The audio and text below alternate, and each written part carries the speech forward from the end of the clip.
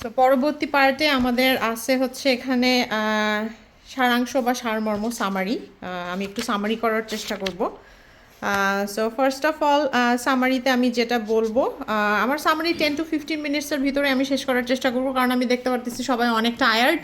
So আমি আমি তাহলে আমরা মাগরিবের পর শুরু করি। না তুমি শেষ করে ফেলো, এখন 10 মিনিট আছে।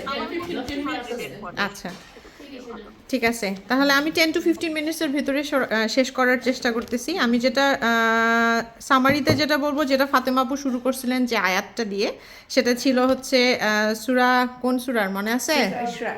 না, সূরা তাওবার ভার্স নাম্বার 36। সেখানে বলা হয়েছে ইন্না ইদ্দাতা শুহুরি ইনদাল্লাহি হিসনা আশারা শাহরান ফি কিতাবুল্লাহি ইউমা খালাকাস সামাওয়াতি ওয়াল আরদ মিনহা আরবাতুন হুরুন। মানে কি, যে নিশ্চয়ই আল্লাহর বিধান ও গণনার মাস 12টি, এবং আসমান ও পৃথিবীর সৃষ্টির শুরুর দিন থেকে তার মধ্যে 4টি মাস হচ্ছে সম্মানিত। মনে আছে 4টা মাস সম্মানিত কি কি? হ্যাঁ, জিলকদ, জিলহজ, মুহররম এন্ড রজব। সো 4টা মাস হচ্ছে মহিমান্বিত। সো আরেকটা যেটা জিনিস আমি বলবো, মহিমান্বিত মাস কেন, what is the meaning of sacred, যেহেতু এটা বলা হয়েছে যে এটা সম্মানিত এবং মহিমান্বিত মাস। সো মহিমান্বিত একটা মাসকে যখন বলা হয়, সে মাসে কিছু কিছু জিনিস করণীয় থাকে, কিছু কিছু জিনিস করণীয় থাকে না। সো আমাদেরকে করণীয় থাকে না কি কি, সেটা নিয়ে অনেক মিসকনসেপশন আছে। সেটা অলরেডি হচ্ছে আমাদের দুইজন বক্তাই অনেক সুন্দর করে উপস্থাপন করার চেষ্টা করছে যে কি কি করণীয় থাকে না। তারপরে তার মধ্যে একটা হচ্ছে 27th অফ রজবে, যেটা হচ্ছে আমরা মনে করি যে আল ইসরা ওয়াল মিরাজ এটা হয়েছে, বাট এটা এস্টাবলিশড না যে এক্স্যাক্টলি 27 অফ রজবেই হয়েছে, বাট ইট ইজ এস্টাবলিশড যে মোহাম্মদ সাল্লাল্লাহু আলাইহি সাল্লাম মিরাজ এক্সপিরিয়েন্স করছেন, যে এটা হয়েছে। সো আমাদেরকে ওই ইভেন্টের প্রতি বিলিভ রাখতে হবে, but not the exactly 27th of Rajab, এটার প্রতি আমাদের বিলিভ না যে এক্স্যাক্টলি ওই দিনে হয়েছে, number 1। And number 2, another thing, যেটা আমাদের করণীয় উচিত না, সেটা হচ্ছে ওকে অ্যানাদার থিং, ইসলামে এটা হচ্ছে it's a event, historical event. আমরা কিন্তু ইসলামে কখনোই কোনো ধরনের এরকম হিস্টোরিক্যাল ইভেন্ট অ্যানুয়ালি সেলিব্রেট করাটাকে কখনো এনকারেজ করি না, জাস্ট লাইক আওয়ার বার্থডেজ। আমাদের ইসলাম কিন্তু আমাদেরকে কখনো হোয়াটস এ বিগ ডিল, এদিন আমার জন্মদিন, এদিন আমাকে কেন সেলিব্রেট করতে হবে বা বিশেষ কিছু একটা মনে করতে হবে, it's not a big deal. So ইসলামে এরকম অনেক ধরনের ইভেন্ট আছে, যেমন আমাদের উহুদের যুদ্ধ আছে, বদরের যুদ্ধ আছে, মোহাম্মদ সাল্লাল্লাহু আলাইহি সাল্লামের এটাও একটা আল ইসরা ওয়াল মিরাজ, এটাও একটা one of the best miracle যেটা মোহাম্মদ সাল্লাল্লাহু আলাইহি সাল্লামের সাথে হয়েছে। কিন্তু আমাদের ইসলাম কখনো হিস্টোরিক্যাল ইভেন্টগুলোকে শরিয়া অনুযায়ী সেলিব্রেট করার জন্য এনকারেজ করে না। সো দ্যাটস দ্য রিজন আমরা কখনো এটাকে এভাবে সেলিব্রেট করব না। তার কারণ হচ্ছে, মিরাজ হওয়ার পরেও প্রফেট মোহাম্মদ সাল্লাল্লাহু আলাইহি ওয়াসাল্লাম 11 থেকে 12 বছর আরও ছিলেন উনি, তার প্রফেটহুড ছিল। In his lifetime he never celebrated this Al Isra wal Miraj. So Mohammad সাল্লাল্লাহু আলাইহি সাল্লাম যেহেতু এটা কখনো ওনার লাইফ টাইমে এটাকে সেলিব্রেট করেননি, সো অবভিয়াসলি এটা আমাদেরকে অ্যানুয়ালি সেলিব্রেট করার কোনো প্রশ্নই আসে না। অ্যানাদার মিসকনসেপশন, যে বিভিন্ন জায়গায় পৃথিবীতে এখনও 17th অফ রাজব এই দিনে হচ্ছে সুইট বিতরণ করা হয়, যেটা সুইট বিতরণ করা হয়। সুইটটা কেন বিতরণ করা হয়? কারণ তারা মনে করেন যে 11th অফ রজবে হচ্ছে আমাদের আলী রাদিয়াল্লাহু আনহুর জন্মদিন, এবং 7 days of that day, that 17th of Rajab, সেদিন হচ্ছে তার আকিকা। সো তার আকিকাটা তারা সেই অনেক দিন ধরে অ্যানুয়ালি হচ্ছে এটা ওরা পালন করে আসে, এবং এটাকে সবার ভিতরে মিষ্টি বিতরণ করো, which is another baseless activities. So এই জিনিসগুলো হচ্ছে আমাদেরকে করা যাবে না। সো আমরা মিরাজে বিশ্বাস করব, but not that it is exactly on 27th of Rajab. So this is the misconception and misunderstanding that we should not be doing now. আমরা এখন একটু দেখব যে কি কি আসলে আমাদের করা উচিত। আমরা কি জানলাম? আমাদের 4টা সেক্রেট মান্থ আছে। কি কি সেক্রেট মান্থ? জিলহজ, জিলকদ, রজব, মুহররম। 3টা হচ্ছে কনজিকিউটিভ কন্টিনিউয়াস মান্থ, জিলকদ, জিলহজ and Muharram. These are the 3 consecutive month. And একটা হচ্ছে এই ধারাবাহিকের বাহিরে সেটাই হচ্ছে রজব। সো কখন কোনো একটা মাস হচ্ছে আমাদের সেক্রেট মান্থ হয়, আমরা এই সেক্রেট মান্থে আসলে কি করব, আমি জাস্ট দুইটা পয়েন্ট বলবো এখানে, যেহেতু ফাতেমা আপু এবং ফেরদৌসী আন্টি ওনারা খুব সুন্দর করে বিশ্লেষণ করছেন, এখানে আমি জাস্ট দুটো জিনিস অ্যাড করব যে what does it mean by sacred. যখন কোনো একটা মান্থকে আল্লাহ ঘোষণা করেন এটা মহিমান্বিত মাস, আমাদের কি কি করণীয় আছে এই মহিমান্বিত মাসকে মহিমান্বিত রাখার জন্য। So because it is sacred month, এটা হচ্ছে অনেক সম্মানিত month, it is prohibited to fight in this month. আমরা কারোর সাথে ফাইট করতে পারবো না, even not with our enemies. So means we can not initiate the fight, that's the main point. যে যদি আমাদের এনিমি বা অন্য কেউ আমাদের জন্য ফাইটটা ইনিশিয়েট করে that's okay, but we can not initiate even though it is our enemy. আমরা ইভেন শত্রুর সাথেও কোনো ধরনের ফাইট কখনো ইনিশিয়েট করতে পারবো না, কারণ হচ্ছে এটা একটা সেক্রেট মান্থ। নাম্বার 2, তো সেক্রেট মান্থে আরেকটা জিনিস প্রোহিবিটেড যেটা আমরা করতে পারবো না, সেটা হচ্ছে মেজর সিনস আর prohibited in this month. Major sins আসলে সব সময়ের জন্যই প্রোহিবিটেড, আমাদেরকে কখনোই we are not suppose to do major sins in any time of the year, but specially আমরা যদি চিন্তা করি আপনি একটা সিন কমিট করতেছেন বা আমরা একটা সিন কমিট করতেছি, sin committing now here in this place, আর যদি ঠিক সেম সিনটা আমরা চিন্তা করি যে আমরা মক্কায় গিয়ে কমিট করতেছি, আমাদের ফিলিংস কি সেম হয়? সেম হয় না। আমরা সেম সিন এখানে কমিট করা আর same sin in the Mecca, জিনিসের গ্র্যাভিটি কিন্তু অনেক ডিফারেন্ট। যে আমরা একটা সিন ওখানে করলাম আর একটা সিন এখানে করতেছি, দ্য সেম থিং। যে আমরা একটা সিন নর্মাল টাইমে করা আর একটা সিন আমরা চিন্তা করি রমজান অনেক পবিত্র মাস, সো আমরা সবসময়ের জন্য আমরা সমস্ত ধরনের সিন থেকে বিরত থাকার চেষ্টা করি। সো সিন কমিটেড নাও আজকে, আর যদি আমরা সেই সিন একই সিনটা করি হচ্ছে রমজানে, দুইটা কিন্তু সেম না। ঠিক অ্যাট দ্য সেম থিং যে এই 4টা সিক্রেট মান্থে মহিমান্বিত মান্থে মেজর সিন থেকে সব সময়ের জন্য প্রোহিবিটেড থাকতে হবে, মানে এটা কখনোই কোনো ধরনের মেজর সিন করা যাবে না। Just like seen in Mecca and seen in our home is not same. So এই জন্য আমাদেরকে এই সময়গুলো থেকে সব সময়ের জন্য বিরত থাকতে হবে। And another thing, reconciliate your relation, আমাদের মানে পরিবারের মানুষজনের সাথে, আত্মীয় স্বজনের সাথে আমাদের সম্পর্ক সবটাকে রিকনসিলিয়েট করতে হবে। কেন করতে হবে সেটাও আমাদের ফাতেমা আপু খুব সুন্দর করে বলছে। সো ওয়ান মোর থিং, আচ্ছা তাহলে যেহেতু আমরা বলতেছি রজব মাসটা আজকে মানে এখন আমরা রজব মাসে আসি, আসলে আজকে রজবের কয় তারিখ? 4 তারিখ। Today is the 4th of Rajab. So তার মানে কি বোঝায়? We are less than 60 days from our Ramadan. So রামাদানের প্রিপারেশন হিসাবে সো মোহাম্মদ সাল্লাল্লাহু আলাইহি সাল্লাম যেটা বলছেন সেটা হচ্ছে this is the warm up time for your Ramadan. So রজবে হচ্ছে আমাদের শরীরকে, আমাদের মনকে, যেটা আমাদের ফেরদৌসী আন্টি বলছেন, মেন্টালি, স্পিরিচুয়ালি, ফিজিক্যালি আমাদেরকে কি করতে হবে? প্রিপেয়ার্ড হইতে হবে রামাদানের জন্য। সো আচ্ছা, এটা হচ্ছে একটা বায়োলজিক্যাল পয়েন্ট অফ ভিউ থেকেও জিনিসটা অনেকখানি এক্সপেরিমেন্টেড, যে আমি যদি লাস্ট রামাদানের পর থেকে এ পর্যন্ত কোনো রোজা না থেকে থাকি, and if I am thinking of starting my first রোজা on the first day of Ramadan, তাহলে কি আমাদের শরীরের এটাকে অ্যাবজর্ব করতেও, আমাদের শরীরের সিস্টেমকে এইটাতে হ্যাবিচুয়েট আনতেও কিছুটা সময় লাগবে। সো দ্যাট মিনস আমি আমার মহিমান্বিত মাসের, রমাদান মাসের 4-5টা রোজা হচ্ছে কি নষ্ট করে ফেলতেছি শুধুমাত্র আমার শরীরকে প্রিপেয়ার করার জন্য। সো এই জন্য এটা বলা আছে যে আমরা রজব মাস থেকেই 13, 14, 15 যে রোজাগুলো আমরা করি সেটা, সাথে হচ্ছে মানডে অ্যান্ড থার্সডে রোজাগুলো যদি আমরা করা শুরু করি, তাহলে জিনিসটা কি হবে যে তাহলে আমাদের শরীর কিন্তু একটা গাড়ির মতো, গাড়ির ইঞ্জিনের মতো, ইটস অলরেডি ওয়ার্ম আপ। যে আমি ইঞ্জিনটাকে কিছুক্ষণ কি চালু করে রাখি যখন অনেক ঠান্ডা থাকে, সো এই রজব আর শাবান মাসে কি আমি গাড়ির ইঞ্জিন অলরেডি চালু করছি, এটা ওয়ার্ম আপ হওয়াই আছে। রমজান মাস যখন আসবে আমি কি করব? আমি জাস্ট গ্যাসে পা দিব, আমার অ্যাক্সিলারেটারটা চালু হবে এবং আমি চলবো। কিন্তু রমজানে যদি আমি ফার্স্ট আমার অ্যাক্সিলারেটার পা দেই, আমার গাড়ি চলবে না। I need a worm up time. So warm up টাইমটা হচ্ছে আমাদের রজব এবং শাবান। সো আর একটা জিনিস আমি বলবো, সেটা হচ্ছে ইম্পর্টেন্স অফ শাবান। সো হচ্ছে ফাতেমা আপু খুব সুন্দর করে বলছেন যে শাবান মাসে মানুষ অনেক নেগলেক্টেড হয়ে যায়।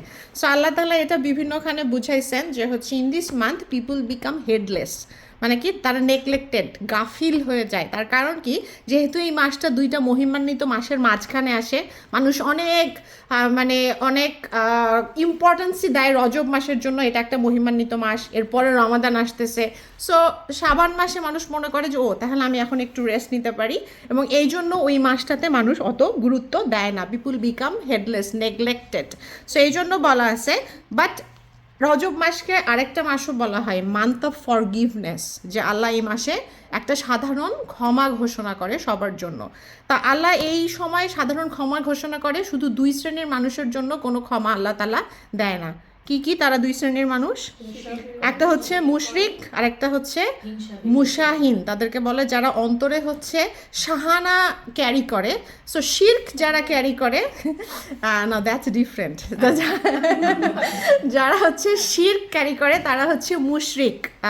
যারা হচ্ছে আল্লাহর ওয়াননেসে বিলিভ করে না, তারা এক আল্লাহ এরকম অ্যাক্টিভিটিসে বিলিভ করে না এবং এই ধরনের কোনো বিশ্বাসে বিলিভ করে না, দ্য ওয়াননেস অফ আল্লাহ, তারা হচ্ছে মুশরিক। আর শাহানা হচ্ছে যারা হচ্ছে অন্তরে এনভি, হিংসা, বিদ্বেষ ক্যারি করে, তাদেরকে বলা হয় মুশাহিন। সো মুশাহিন এবং মুশরিক এই দুই ধরনের মানুষ ছাড়া আল্লাহ সবাইকে এদিন মানে ক্ষমা ঘোষণা করবেন। সো আমি জাস্ট 3টা সিমটমের কথা বলবো এখানে, যেটা আমাদের ভেতরে অনেক বেশি প্রচলিত এবং যেই জিনিসগুলো আমরা বুঝতে পারি যে হাউ ইউ ক্যান, আমরা কিভাবে বুঝবো যে আমার অন্তরে শাহানা আছে কি নাই, বা আমরা কিভাবে বুঝবো যে আমি এর ভিতর থেকে বের হয়ে আসছি।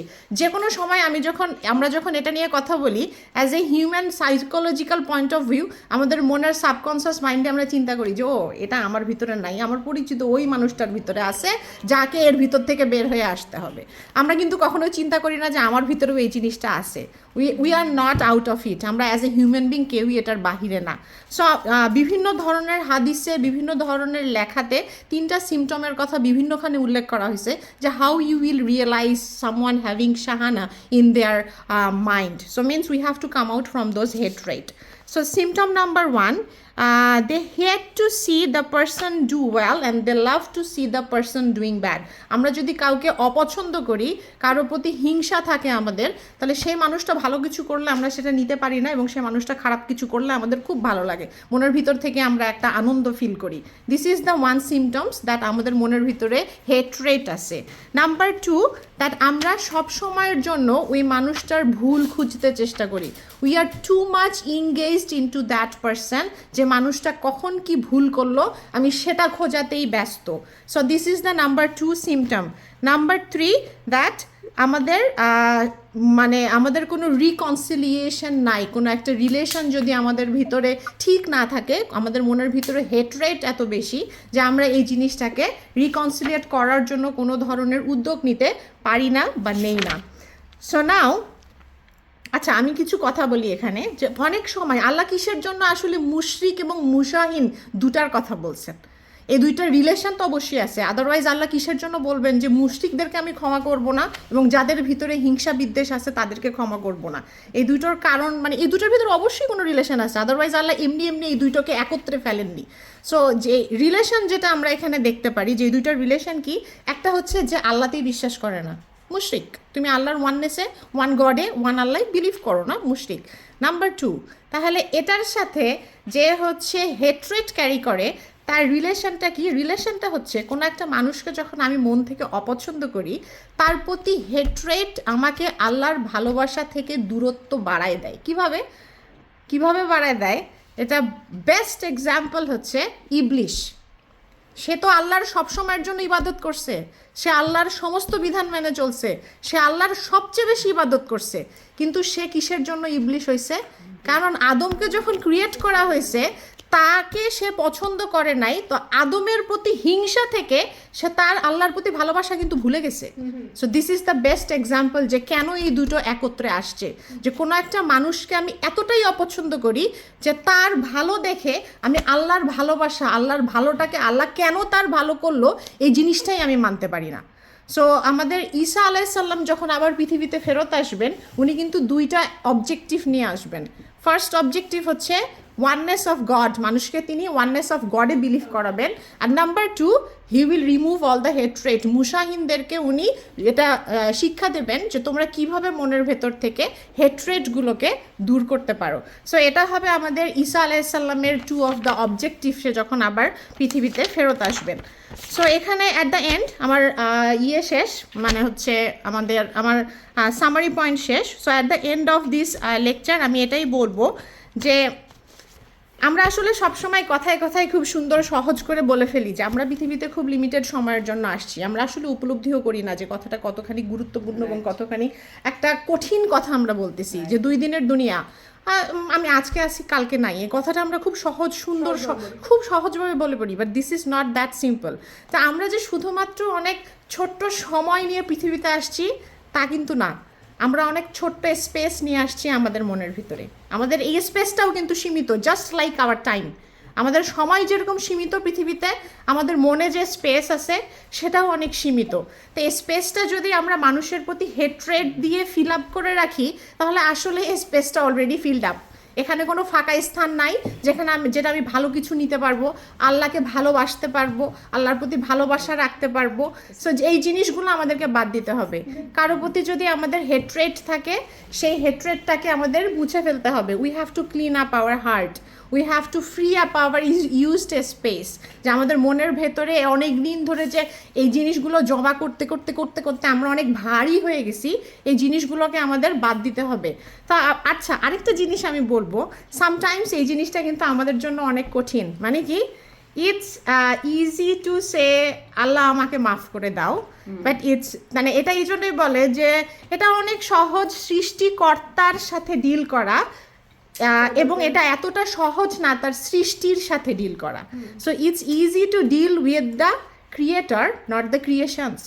মানে আমরা আমাদের ক্রিয়েটরকে যত সহজে, আল্লাহকে যত সহজে বলতে পারি আল্লাহ আমার ভুল হয়ে গেছে তুমি ক্ষমা করে দাও, এত সহজে কিন্তু আমরা আমাদের মেসড আপ রিলেশনগুলোকে কখনো বলতে পারি না। সো অবভিয়াসলি আমাদের ভেতরে এই জিনিসটা আমাদের অবশ্যই এই ইগো থেকে বের হয়ে আসতে হবে। কেন বের হয়ে আসতে হবে? Allah, I am ready to forgive just because I want to be forgiven. যে আমি নিজে ক্ষমা চাই, দ্যাটস দ্য সেম রিজন আমি মানুষকে ক্ষমা করে দিলাম। আমি আমার ইগোকে পুট ডাউন করলাম, আল্লাহ উইল রেইজ মি। সো এই জিনিসগুলো যদি, এই জন্যই বলা হয়েছে মুশরিক শিরক জিনিসটা আমরা খুবই কঠিনভাবে নেই, যে দিস ইজ শিরক হচ্ছে, এটা করা যাবে না।